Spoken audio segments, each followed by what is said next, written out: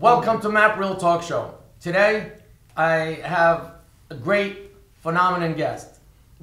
First, I'd like to mention is my two co-hosts. One is new, one is senior, and one is our guest. I'm going to start rolling on my right. First, I'm going to start with my guest.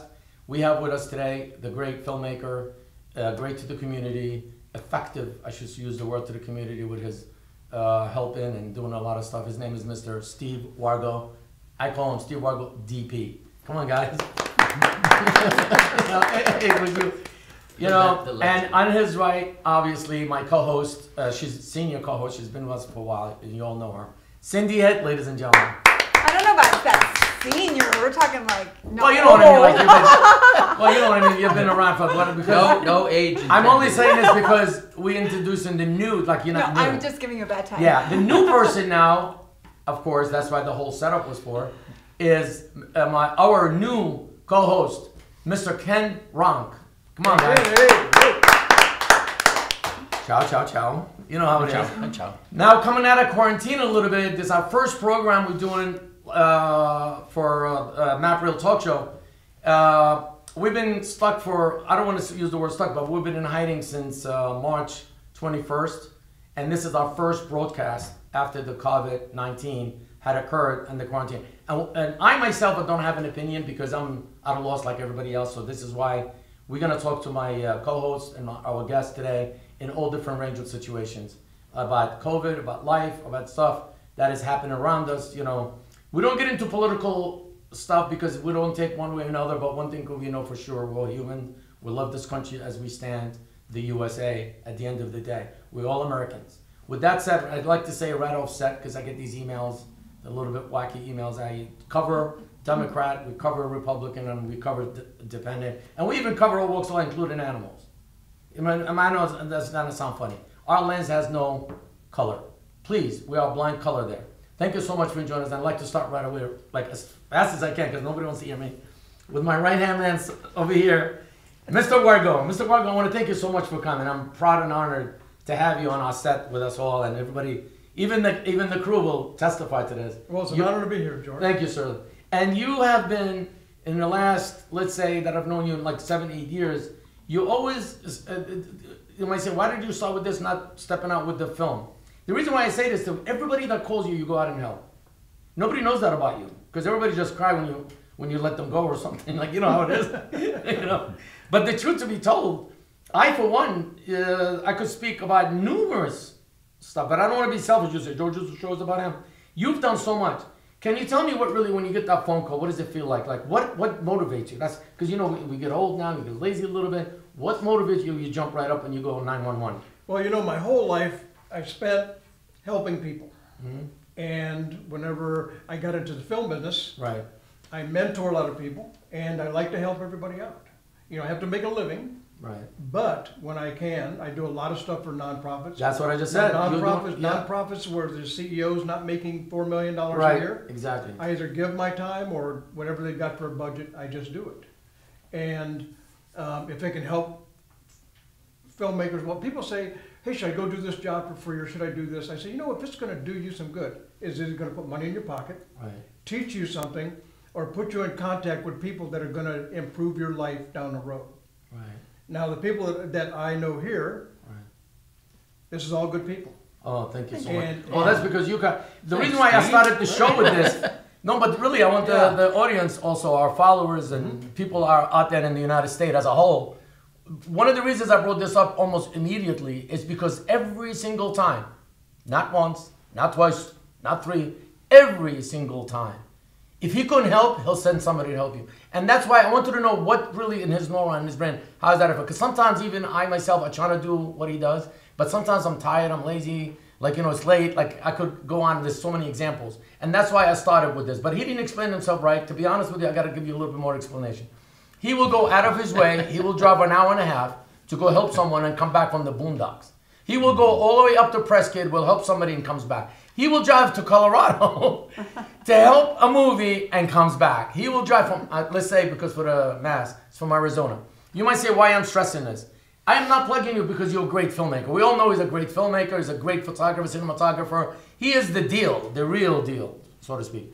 But what makes him different from me as the guest of MAAP Real Talk Show, why I'm so impressed to have him here, I want you to feel me, is what he does when he's not a filmmaker as a filmmaker, if that makes sense. So I just want you to know from that end, that's why we invited you here today, because I was dying to explain this, because I didn't have enough time every time I see you to explain this to you, even in real time. This first time you hear me saying this out loud as well, is because I appreciate you so much as a filmmaker, as a person, as a human being, as a friend, as a colleague. Yes, sometimes we disagree, folks. I mean, some of you saw this out live. We do disagree, but tell me one creative mind that doesn't disagree. Some people will become your friend forever, and some will leave you because they don't want to, they're a little touchy. They get very emotional. You know, but at the end of the day, we disagree on many things. But you're both honest with each other. We're honest with each other. We tell it as it is. Sometimes that even today, you notice as we're setting up. So today I'm the director, but yet I have 4 other directors with me. We're all helping each other. We as a unit. We're trying to do the best we can at the end of the day. So with that said, you want to tell us something about you a little bit that nobody knows? You know, like that nobody knows. We're gonna go there. Well, no, you kind of told me something earlier that was very interesting. Yeah. What was it? What, the hoarding?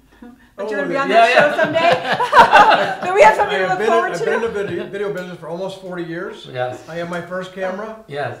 And every camera I've ever owned since then. But that's not hoarding. That's hold on. That's one thing. A lot of people get to a point to where, I don't need this anymore. Bang. Oh yeah. Bang, bang. Well, I've got to now thin the herd a little bit and give her some things. The new LED lighting. Yes. The lighting we have in here right now is phenomenal. Right. And this used to be thousands and thousands of dollars to light a room like this. Yes. And Jim, our camera lighting guy, brought in 2 instruments that work great. Right. And it's low dollar. And the one thing that I try to do a lot, George, is I try to educate people. I noticed that. It's like if I'm directing something and we're about ready to roll on the scene, before we roll, I say, okay, here, let me explain something, so that the new people, like the ASU students that are interning or something, I say, okay, now our actors are going to come through the door here, and they're going to come over here, and they're going to turn like this because the lighting is here. Right. Because I want everybody to know why. Right.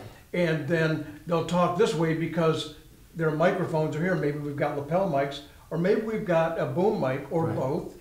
So I try to educate everybody on why we're doing every little thing, so that they understand. So the next time, they know in advance. Right. Sometimes it's the actors. So not all actors they're versed in how to act, but not why they're standing here or why they've got to talk a certain way. Right. And so I try to educate. I've always tried to educate. When I got into the video business in 1981, I used to build off-road race cars that ran across the desert at 100 miles an hour. And I gave seminars in my shop. And it was, hey, here's how suspension works. Here, we had a transmission where we had the top bit cut open so you could watch it shift all the gears. Wow. And somebody came to me and said, why don't you do a video of these things and sell them? Video, what the heck is the video, what? Right. So he loaned me a Betamax camera. Oh, wow, back in the Betamax. I had one of those. 1981. And the crew in the back saying, oh yeah. And my first video was how to modify the suspension on a VW framed race car, off-road race car. Then I did a video on how to rebuild a VW engine, how to rebuild a VW transmission, how to rebuild a small block Chevy. Many of those. How does your suspension work? Because when you're taking a corner in the dirt at 75 miles an hour, it's not like driving on a curve on a 101. Wow. Because you have to turn the steering wheel this way to turn that way. Right. Because the back wheels are sliding. But I taught people why it did that, why the traction of the tires, why you had to spin the tires, because you had to break loose. There was a lot to it. It was very intricate. So I've always been an educator because I'm OCD. Wow. And I got to do shit the right way or I can't do it. You know, just the way it is. That I know. I worked with you long enough. But you could tell it to the audience. But at the same time, if I'm on set and I'm working with somebody, but I would tell Jim, our camera guy, hey, if you see something, let me know. I know what I want, but if you see something. And I was doing a job once for Maricopa Community Colleges, and we had gone to Prescott to shoot some Indian hoop dancers and another guy in a building.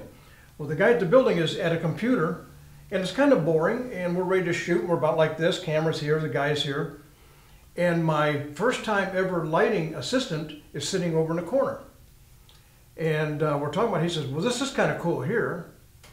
And we thought, what's he looking at? Well, he was sitting next to a light shining on a person this way, but it made the most awesome shadow on the wall.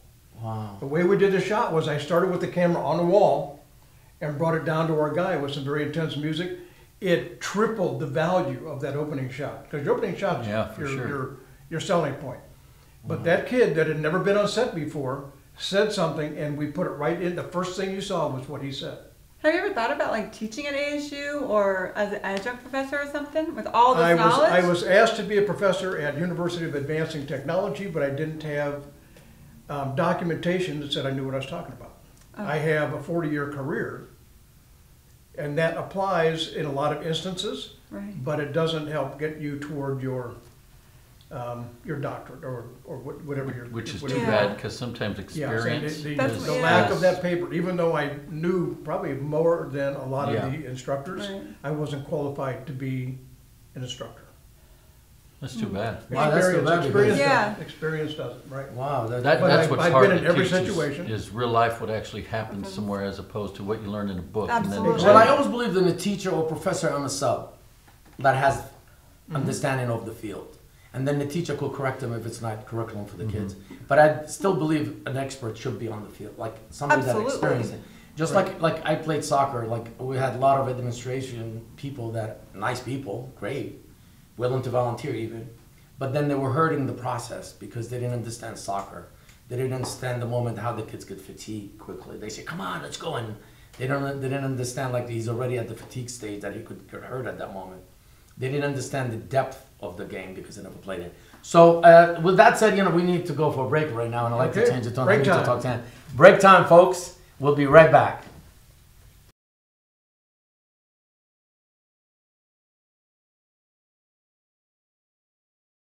Welcome back to MAAP Real Talk Show. Today, as we mentioned earlier, we have our new co-host, Ronk, followed by Cyndee, and of course our celebrity guest, filmmaker, Mr. Steve Wargo, DP. And we left earlier talking about you a little bit, and we went to drift in different ways. And we forgot one thing. Not that we forgot, but that's what we usually do. We really want to plug you as an entity, as a business. We are honored to have you on our show. Would you like to tell us, like to the screen, if you want to talk to your camera, to tell us how do people going to reach you, but in a slow motion? Because I want people to read it. Go ahead, sir. Well, to reach me, my email address, which is best, is steve@swathd.com. The swathd.com stands for Steve, Wargo, and Team, because it takes one. High definition, SWATHD.com. But if you want to look up my history, it's on IMDb. So it's imdb.me/Steve Wargo. And that'll show you my history in television. I know that in my invoices, I've done over 7,200 jobs, so that's quite a bit. First movie I worked on technically was in 1987. It was Aggie the Farmer's Daughter for famous film director in Arizona, Ken Kennedy. Before that, I played an extra and an actor. Nobody knows that about me. I was in used cars. I actually wanted to get the shot, so I squirreled my way in between Garrett Graham and another actor. But there was a scene, and I'll give George a still and show it to you. Yeah.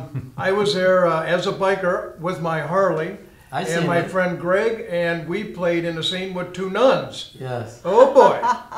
Give it to Jim. The idea for the scene. Send it to the editor so we can put it in. Yeah, we want to see that picture. Yeah, it's funny. The scene was,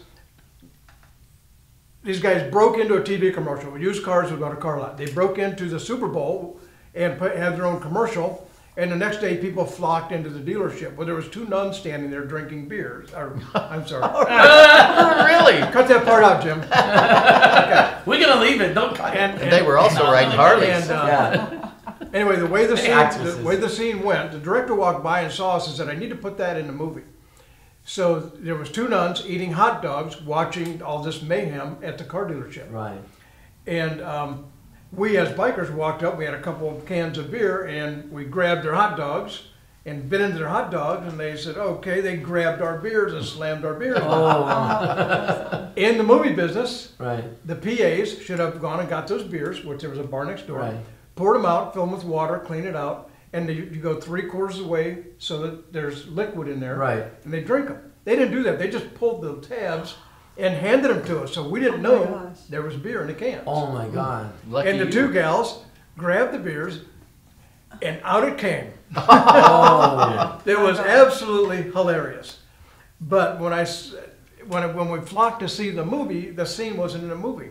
I ran into the AD, John Wilson, in the grocery store and said, hey, how come our scene didn't make it in the film? He said, well, the director decided that he didn't want to flame the Catholic Church. Yeah. Yeah. Kinda, Now they will beat it- up it on will offend everybody them. else. That had something to do with beer drinking, Yeah. hardly riding nuns. It can happen. It can offend And we them. even did a Yeah, you scene gotta I where could see careful. that point back in the day too. we loaded the Yeah. nuns on the back of our bikes, and we had a scene where we pulled out and went down Main Street in Mason. But it's not true. Like some people take it really seriously. Oh, They yeah. know it's a movie, but yet people have to depict life and stuff into it. It's, Well, and he said that was 1981. yeah. Yeah. So like 79. times, 79. So like times have Yeah. shifted.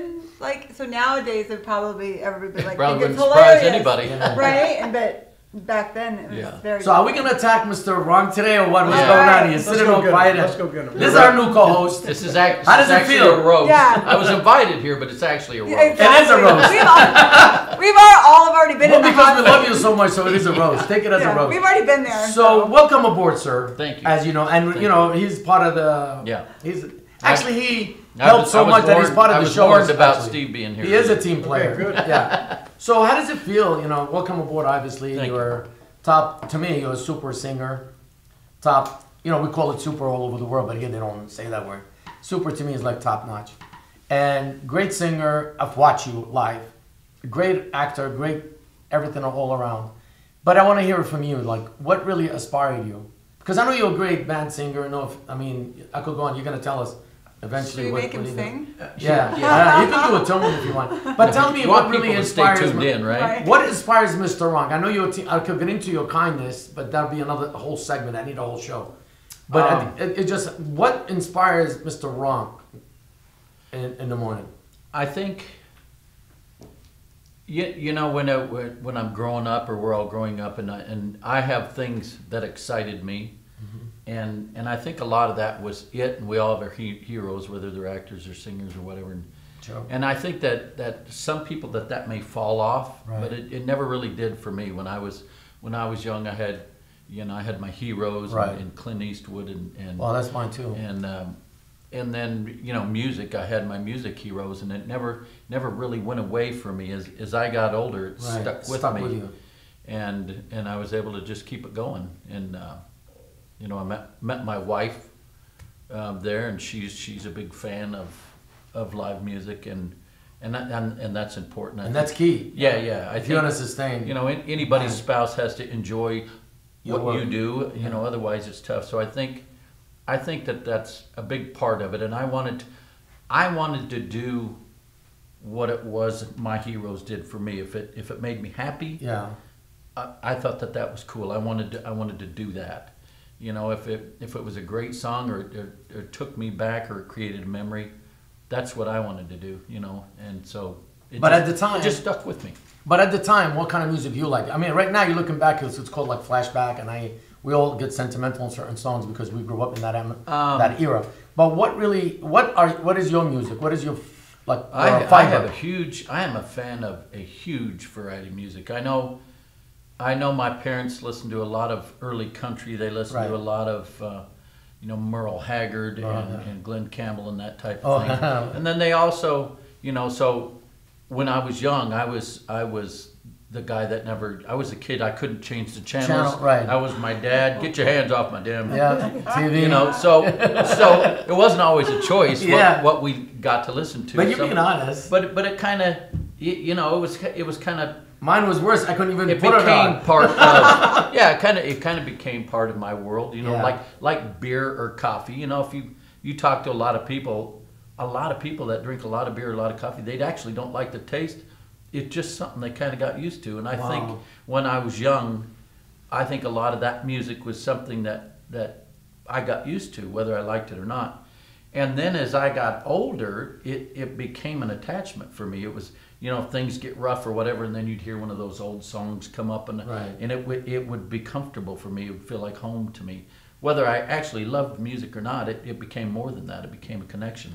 Well, I've watched you sing at this age now, variety of singers, which is I know is difficult to do one, like Chicago, Led Zeppelin. I could go on the list, and I was so intrigued when I saw you on stage, and I saw how you performed, so calm, so collected. You in your environment for some reason, and I felt the same way for you on the film set. What, don't you get scared? Do you get nervous? Like, I saw this just suave, swag guy go up on stage and just freaking go crazy. And the fans were going livid. So I just want to ask you, how does it feel to be on stage and not being fearful? Like, I noticed that you're very calm. I don't know if I'm not fearful. Like, I still get butterflies. Oh, you still? All the time. Oh. And I love it. Yeah. Because I mean, even if I'm up late the night before or I haven't been to bed yet at all, and I have a show coming, and you can get groggy and everything. But part of that fear, part of the butterflies, turns into energy up there. You know, you get up there, and all of a sudden, it doesn't really make any difference how much you slept there. It's all gone. Wow. So I don't know if I don't think I'm not in fear. I don't think I'm not nervous. Well, that's gonna follow up a question. I think that it's just. I'm just comfortable up there. To me, it's easier if, like sing a song for us here. I would lose my mind if I had to sing a song right here for you guys. Right.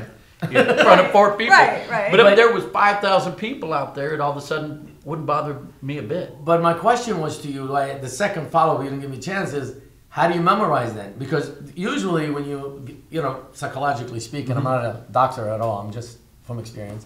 I've been a director for many years. I'm not a doctor. No, I'm not a doctor. But what? Well, that's why I want to hear from you, because I don't want to say stiff.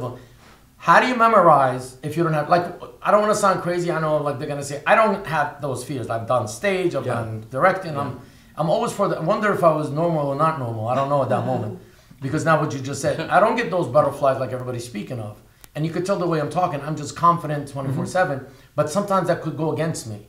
But you, on the other hand, on stage, what makes you memorize? Like, you know, I don't see you stuttering. I watched you. I mean, I watched your life.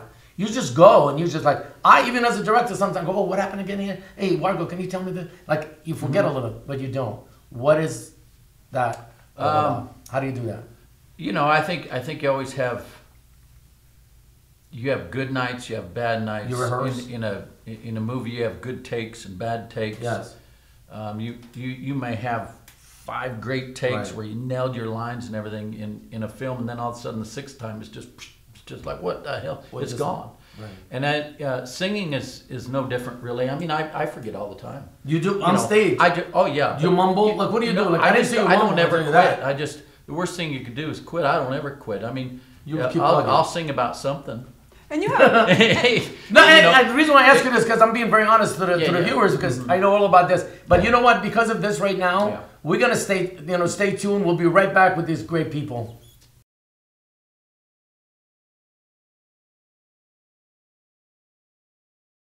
Welcome back to MAAP Real Talk Show, folks. As you see, we're having fun before and after and during. It's unbelievable. We coming back from a break. But I forgot to mention one thing: is behind the camera today, we have the most. I don't want to. There's no word to explain or to really say. People use the word legend when people pass away, but I call them legend of today, as a life legends, behind the camera, personality. It has nothing to do with anything. Their showmanship. That one day we're gonna have them as like I have Mr. Wargo with me today. I like to mention their name today because that's their first day, their first broadcast. So don't judge them on the other broadcasts. Only this one and on is Mr. James Thornton and Mrs. Elena Thornton. Come on, guys. The duo team. Thank you so much for being here. I really appreciate you so much. That brings me back to what I need to finish with this segment. I really appreciate them so much. So that's another topic. But right now, I'm back with Mr. Wargo, as you know, Steve Wargo DP. He's also a filmmaker, cinematographer, top notch. We said that earlier just in case you tune in.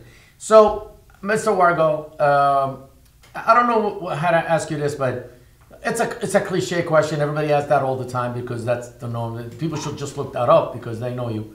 But for the people that don't know you, What film have you done, like something sparked you? What did you do, like in the film industry? Well, in the film industry, the first thing I worked on, behind the camera, was Aggie's Farmer's Daughter. I had mentioned that a little bit earlier. Yes. And what they wanted to do was they had to reshoot the opening and closing, and that was about it was a story about a girl that was going to the gas chamber. Right. So they wanted to redo that, and that kind of piqued my interest because I was already in the video business. Right. But this is the movie business, and that's, even though it's a lot the same, it's totally different. Yes. And so I got interested in that, and then I bought the first HD camera in Arizona, and the camera and the deck and all the accessories was $220,000, so I was embedded at that point. And some friends of mine, 8 stuntmen, got together and they wanted to do a little movie called The Last Gunfighter. Wow. So it was stunts from beginning to one. And one of the stunt people was a woman, and it was stunts all the way through. It was hill rolls. We set somebody on fire, threw them through a wall. Wow. What year Somebody was this? fell off a horse. Oh, that was in 2002. Okay. Oh, that's That's a little more, okay. So then, after that, once the word got out, I did 2 movies in 2005. One of them was The Hoax. Now, there was a Richard Gere movie named The Hoax that got released at the same time. Right. I thought it was kind of encroaching. They said, we'll ride their coattails to the bank. It was a decent movie. Right. It was about the Phoenix Lights. Right. Oh, And it was pretty good. We did a lot of really cool stuff in that movie. And then the following month, I did a movie called The Controller. Right. For Frank and Nancy Michaels, and that was about a guy that owned a video gaming company, and his wife was kidnapped, and the kidnapper said, "We want either $10 million or you beat us at your own game. You got to play the game." So he called around the country, got 5 other people, and they challenged the kidnappers, and he got his wife back. Was it based on true story? It was based on just something somebody made up in their head. Well, I mean, it sounds like it He could must be have real. really loved her. Well, He didn't- everything- He didn't lose on purpose. Like what I always say, things been said before, but it's hard to make. Well, that's Right? So I helped with a couple of movies, different things and whatever. I have an eye for the camera. Right. The DP on the end of my name stands for Director of Photography. Right. Because I can walk into a bare room and I can see the scenery, I can see the actors, I can see the lighting, I can feel the aura. Right. I have that ability. And let me think here. In 2012, actually, let me go back. In 2003, I rented my camera out to a team of people shooting a movie about the last girl put to death in the state of Texas. And that was called Forevermore, the Carla Faye Tucker story. Right. And Helen Gibson was the director, and whenever I came and set up a couple shots for her, she said, "I'm going to have you shoot my next movie." Okay, well, I didn't hear anything. It was 2003. In 2012, I get a phone call, female voice. She says, "Are you ready?" Yeah. Snails, but that's how it is. It's a little bit of a loaded question. So in November of 2012, we shot Romans Road. And Romans Road. Oh yeah, that was. Yeah, Romans Road is right now. It's on Amazon Prime. I believe it is. I'm not connected to that, but it's been on Amazon Prime, and it was really a good movie. And we were very subtle in that we wanted to do some outrageous stuff, but she wanted to calm down.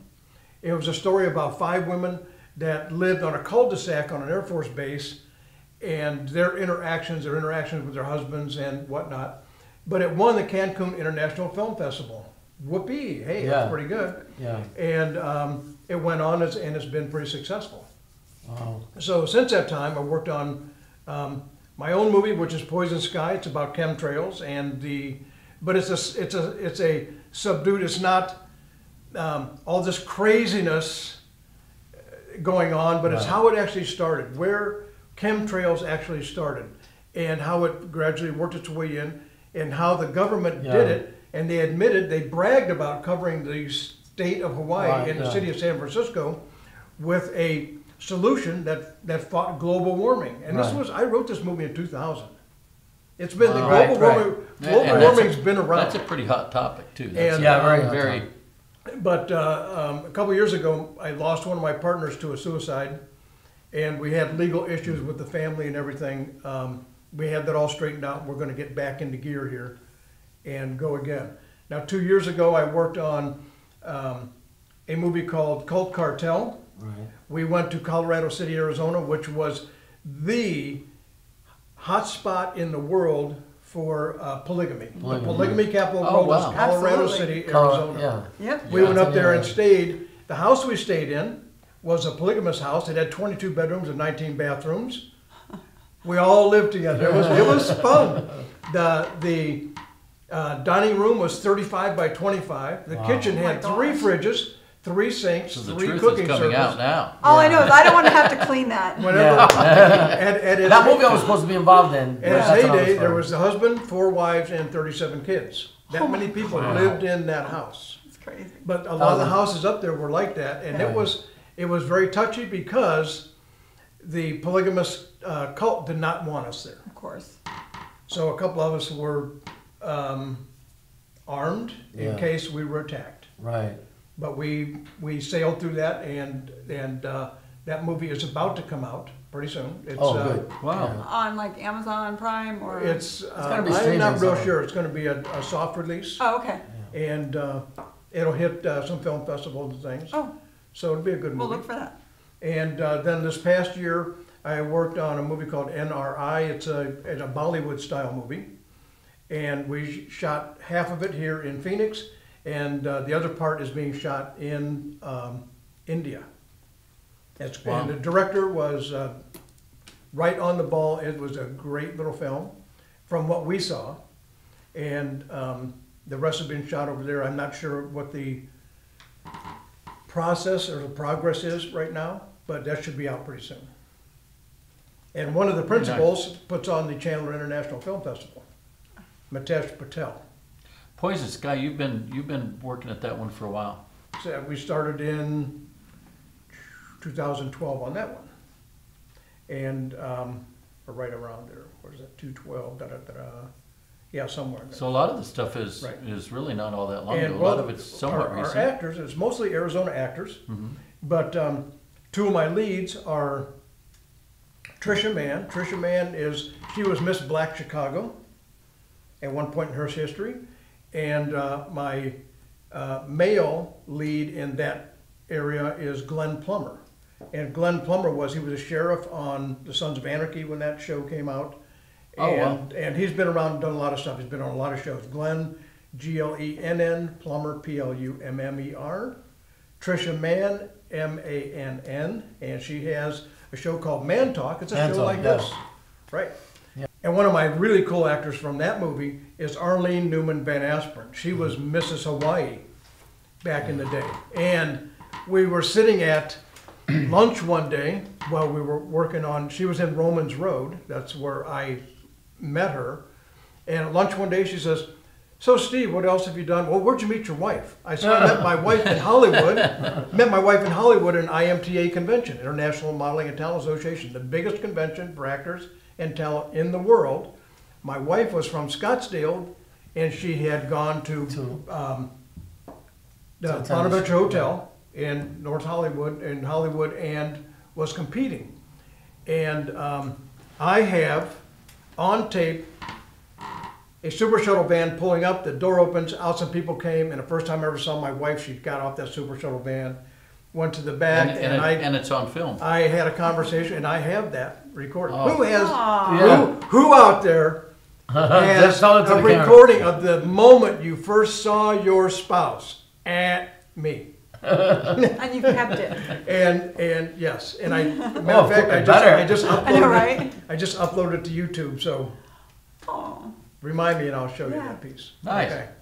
Well, I just love the fact that you're like taking beauty queens, because beauty queens get a bad rap, but they are great and they're smart and they're great actors. Yep. And there you go. Kudos. Yep, and a lot of people don't realize that there's a lot more talent than just their appearance. Absolutely. Right, and my wife, she's a Mensa, she's got 142 IQ, so that challenges me once in a while. You know, there's So she comes up with some great things. You have to say, "You're right, honey." Was that your intention when you were headed out that way?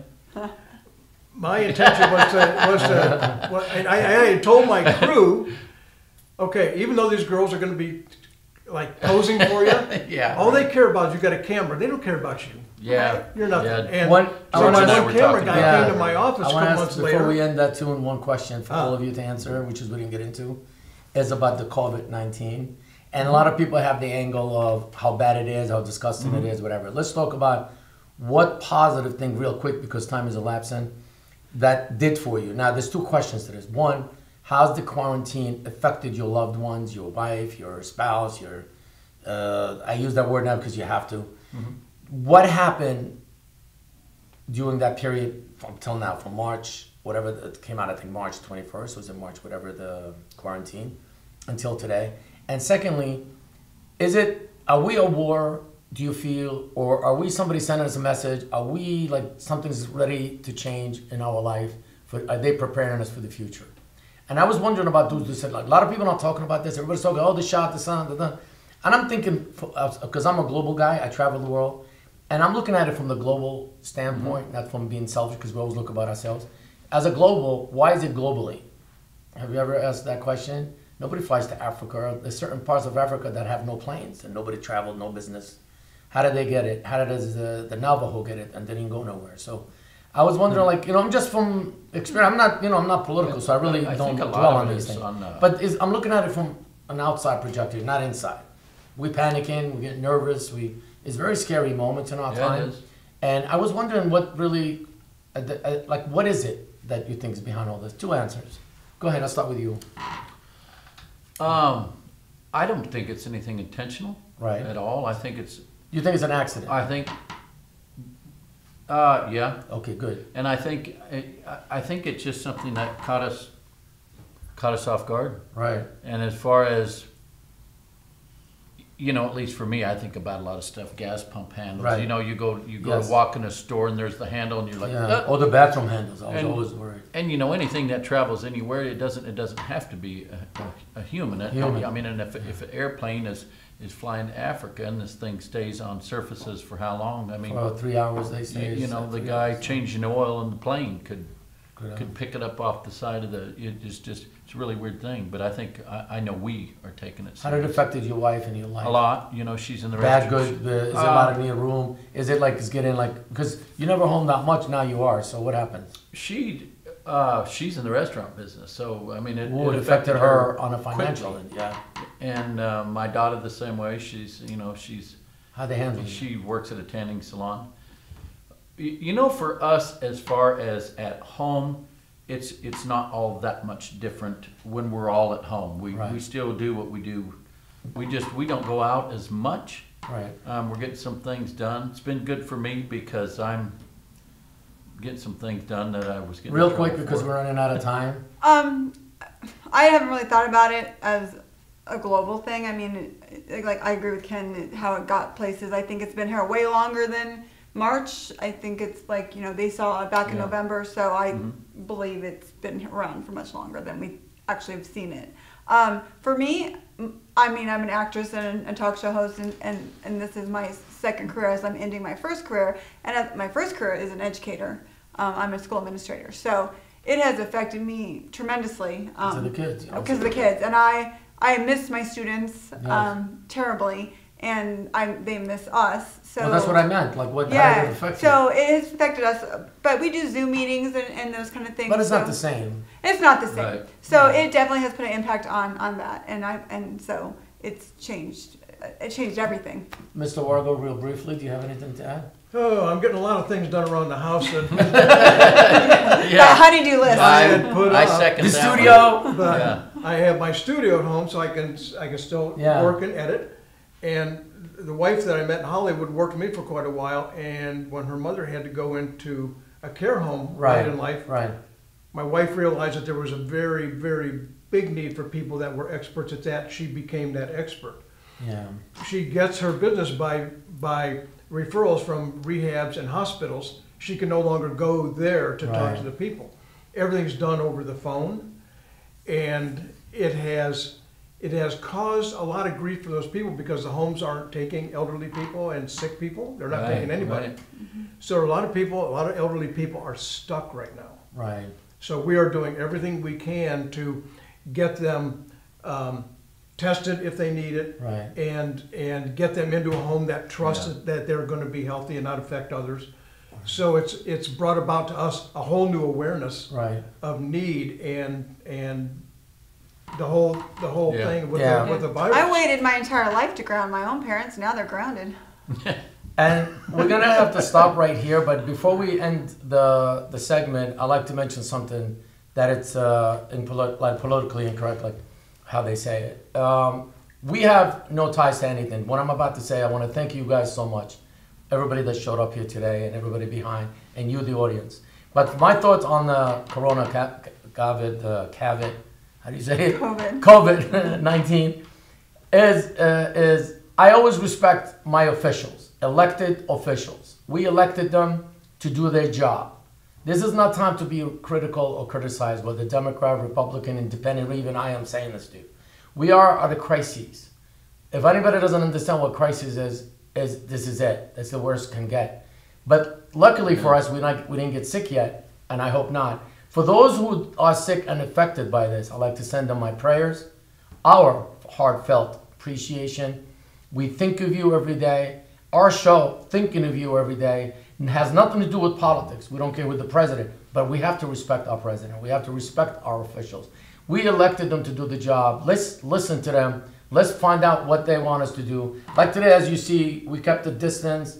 We did the safe distancing, whatever they call it. We cleaned, we sanitized, we wore masks. We did everything that we needed to do to help you as well. So we need our voice to be heard.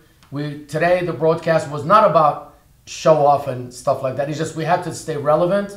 Otherwise, we diminish in our followers. And so we needed to let you know, we here for you. I hope you're there for us. And with that tune, I'd like to end it. My name is George Nemeh, the host of the MAAP Real Talk Show. I'd like you to say thank you to Mr. Ronk for being with us today. Come on, guys. Our co-host and our co-host Cyndee Head. Guys, round of applause. Not seriously.